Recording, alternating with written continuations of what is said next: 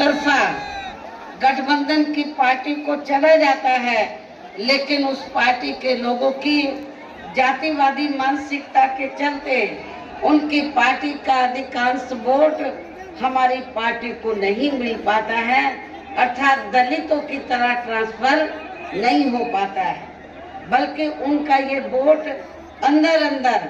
दूसरी पार्टी के खासकर उच्च वर्ग के उम्मीदवारों को ही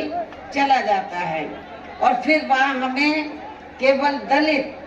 व थोड़ा बहुत अपनी पार्टी से अन्य कमजोर वर्गों का जुड़ा वोट ही पड़ पाता है, जिससे उन सीटों पर हमारी पार्टी के ज्यादातर उम्मीदवार कामयाब नहीं हो पाते हैं तथा पार्टी का वोट प्रतिशत भी काफी हद तक कम हो जाता है। ऐसे में अब हमारी पार्टी ने ये फैसला लिया है, ये तय किया है कि हमें ऐसी सभी जातिवादी पार्टियों से गठबंधन करके चुनाव लड़ने की बजाय बल्कि बहुजन समाज के हर अंग को अर्थात SC, ST, OBC व इन्हीं की ही तरह दुखी व पीड़ित मुस्लिम एवं अन्य धार्मिक अल्पसंख्यक समाज के साथ ही अपर कास्ट समाज में से अति गरीबों को भी भाईचारे के आधार पर सीधे ही पार्टी से जोड़कर हमें फिर अपनी पार्टी को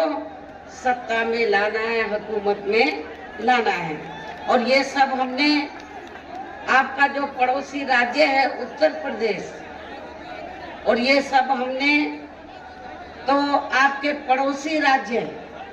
जो आबादी के हिसाब से देश का सबसे बड़ा प्रदेश है, तो हमने उत्तर प्रदेश में करके भी दिखाया है। इसलिए इन सब बातों को ध्यान में रखकर अब हमारी पार्टी आपके बिहार प्रदेश में भी अकेले ही यहाँ विधानसभा का आम चुनाव लड़कर सत्ता में आना चाहती है, लेकिन यहाँ सरकार,